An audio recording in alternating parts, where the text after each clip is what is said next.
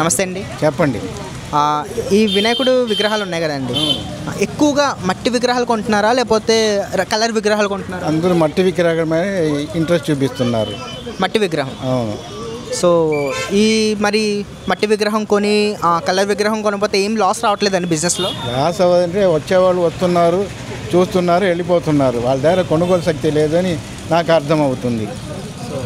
ఈ అయినా సరే కార్లో వచ్చేవాళ్ళు అయినా సరే, ఎవరు రిచ్ పీపుల్ అయినా సరే వచ్చి చూస్తాం, అమ్ము అని చెప్పి వెళ్ళిపోవటం. ఓకే. ఇప్పుడు ఏంటంటే ఈ షాపు ఎవ్రీ ఇయర్ ఉందా లేకపోతే ఇయరే పెట్టారా? ఎవ్రీ ఇయర్ చేస్తుంటాం. Okay okay. ఎవ్రీ ఇయర్ అంటే మామూలుగా ఇప్పుడు కొంతమంది కొన్న విగ్రహాలు తీసుకుంటారు, కొంతమంది కలర్ విగ్రహాలు తీసుకుంటారు.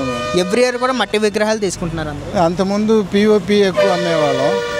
ఇప్పుడు జనాలు మట్టి విగ్రహాల మీద ఇంట్రెస్ట్ చూపిస్తున్నారు. అందుకని మట్టి విగ్రహాలు వినియోగంలో తీసుకొచ్చాం.